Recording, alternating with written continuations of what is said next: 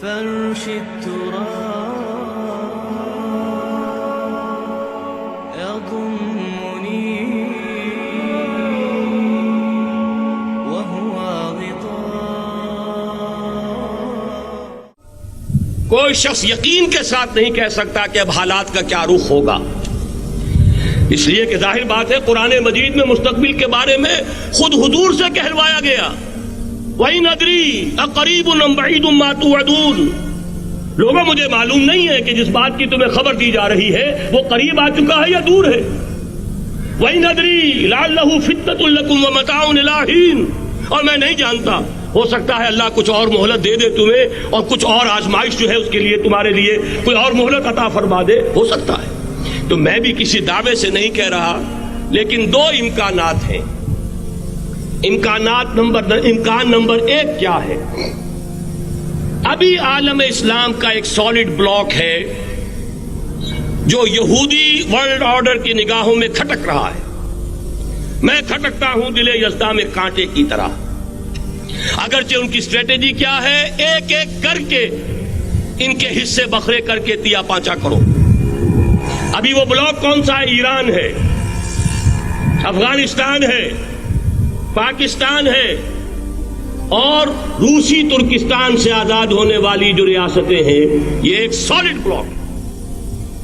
یہ عجمی مسلمان عربی نہیں، عربی گئے، یہ نوٹ کر لیجئے. اس لیے کہ عربوں کو اللہ نے فضیلت دی تھی، محمد ان میں سے تھے صلی اللہ علیہ وسلم، یہ رتبہ بلند ملا جن کو مل گیا. لیکن ساتھ ہی اللہ نے دھمکی بھی دے دی تھی سورہ محمد میں، ان تتولوا یستبدل قوما غیرکم. اگر تم پیٹھ دکھا دو گے اس مشن کو جو ہم نے تمہارے حوالے کیا ہے، تمہیں ہٹائیں گے، کسی اور کو لے آئیں گے. اور یہ بات ہو چکی ہے 13ویں صدی عیسوی میں، 1258 میں جب سقوط بغداد ہوا ہے، عربوں کے ہاتھ سے عالم اسلام کی قیادت چھین لی گئی، معزول کر دیے. اس کے بعد قیادت کن کے ہاتھوں میں آئی؟ ترکوں کے ہاتھ میں.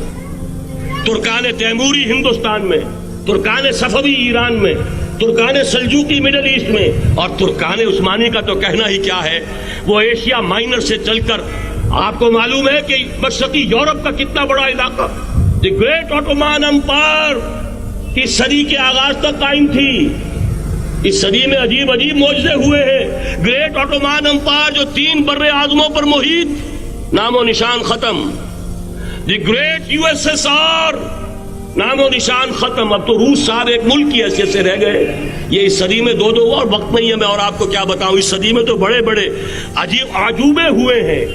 بڑی 2 عظیم جنگیں ہو چکی ہیں، تیسری جو ہے سر پر کھڑی ہے، دور نہیں ہے، جس کو حدیث میں کہا گیا ہے الملحمۃ العظمی، تاریخ انسانی کی عظیم ترین جنگ، اور وہی صلیبی جنگ جس کا آغاز بوسنیا سے ہو چکا ہے.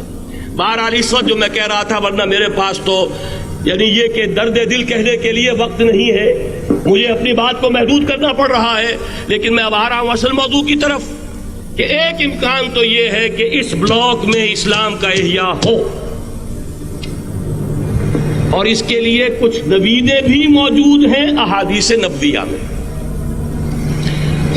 وہ تو آپ نے سنا ہوگا اقبال کا شعر، میرے عرب کو آئی ٹھنڈی ہوا جہاں سے، میرا وطن وہی ہے، میرا وطن وہی ہے.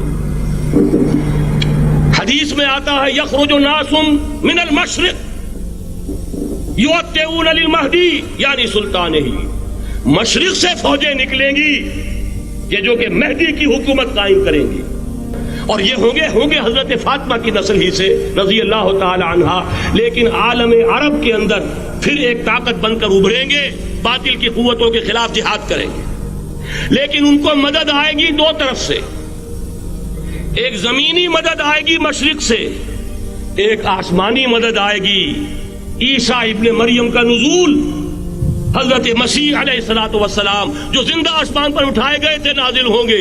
اور در حقیقت ان 2 مددوں کے نتیجے میں پھر یہود کا قلعہ قمع ہوگا، اور یہی گریٹر اسرائیل ان کا گریٹر گریو یارڈ بن کر رہے گا، عظیم تر قبرستان بن کر رہے گا. اس کی بڑی واضح حدیثیں موجود ہیں، اس کی بڑی تفصیلی خبریں موجود ہیں. یہ احادیث کی کتب کے اندر بدقسمتی سے ہماری اس کی طرف توجہ نہیں ہے. ایک تو یہ ہو سکتا ہے. اسی طریقے سے ایک اور حدیث ہے، یخرج من خراسان رایات سود اور یہ مسلم شریف کی روایت ہے، نوٹ کیجئے گا، نہیں ترمذی شریف کی روایت ہے، یخرج من خراسان آیات سود لا یردها شیء حتی تنصب بإیلیا.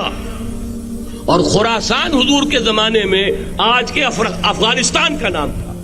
جتنا خون یہاں پر خلوص کے ساتھ دیا گیا ہے اس کی مقدار بھی کم نہیں ہے. یہاں سے خیر برآمد ہوگا. اور دوسری بات اپنے بارے میں نوٹ کر لیجئے، یہ پاکستان، بچا کھچا Pakistan, what remains of Pakistan, یہ اصل میں ہے کیا؟ مولانا بہت خوبصورت انداز میں فرما رہے تھے، یہ 313 نہیں تھے، اسلام تھا. اسی طرح نوٹ کیجئے، پاکستان نہیں ہے، 4 صدیوں کی تجدیدی مساعی کا حاصل ہے. آپ نے کبھی نوٹ کیا ختم نبوت کے بعد اب سب سے اونچا منصب کس کا ہے؟ مجددین. سنن ابی داؤد کی روایت، ان اللہ یبعث فی هذه الامہ علی راس کل 100 عام من یجدد لها دینها. اور نوٹ کیجئے کوئی بات ہے، 1000 برس تک سارے مجدد عالم عرب میں پیدا ہوئے. جیسے ہی دوسرا 1000 سال شروع ہوا، الف ثانی کا مجدد اعظم شیخ احمد سرہندی کہاں تھا؟ صنم خانہ ہند میں. حاضر ہوا میں شیخ مجدد کی لحد پر، وہ خاک کے ہے زیر فلک مطلع انوار، گردن نہ جھکی جس کی جہانگیر کے آگے، جس کے نفس گرم سے ہے گرمی اعراض. وہ پھر 12ویں صدی کا مجدد اعظم امام الہند شاہ ولی اللہ دہلوی، 13ویں صدی کا مجدد اعظم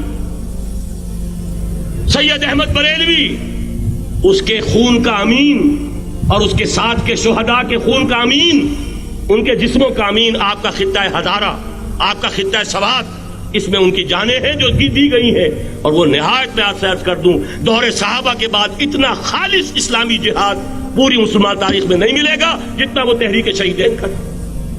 14ویں صدی ہجری میں شیخ الہند جیسا مجاہد اعظم کہ انگریز نے گرفتار کر کے قید بھی کیا ہے، تو کہاں؟ ہندوستان میں نہیں، کہاں؟ جزیرہ سائرس، کیا نام تھا؟ مالٹا، جزیرہ مالٹا بحر روم میں. اقبال کے نفس سے ہے لالے کی آگ تیز، ایسے غزل سرا کو چمن سے نکال دو. کہیں ہندوستان کی کسی جیل میں ہوا تو شاید اس کے نفس کی گرمی ہی سے کوئی حرارت پیدا ہو جائے. اور اسی صدی میں 14ویں صدی ہجری میں اقبال جیسا مفکر، اسی 14ویں صدی ہجری میں مودودی جیسا مصنف، اسی 14ویں صدی ہجری میں مولانا الیاس جیسا مبلغ رحمہم اللہ، عظیم شخصیتیں آج پورے عالم اسلام میں آپ کو تبلیغی دوست ملیں گے. یہ کہاں سے شروع ہوئی تحریک؟ دہلی کی ایک چھوٹی سی مسجد سے. وہ مسجد بنگلے والی اب تو بڑی عالیشان ہو گئی ہے، جب وہاں شروع ہوا تھا کام بڑی چھوٹی سی مسجد. یہ سارے کام یہاں کیوں ہوئے؟ پورا عالم اسلام آزاد ہوا، کہیں نعرہ اسلام کا نہیں لگا، کہیں عرب قومیت پر، کہیں کسی اور عصبیت پر تحریکیں چلی ہیں. صرف تحریک پاکستان تھی کہ پاکستان کا مطلب کیا؟ لا الہ الا اللہ. کوئی سبب ہے کہ یہاں قرارداد مقاصد پاس ہوئی، حاکمیت اللہ کی ہے کہ اکبر نام لیتا ہے خدا کا اس زمانے میں. یہ سارا ماضی سامنے رکھیے اور حضور کی دی ہوئی پیشین گوئیوں کا مستقبل سامنے رکھیے. ان دونوں سے ثابت ہوتا ہے اس خطہ ارضی سے کچھ ہونا ہے.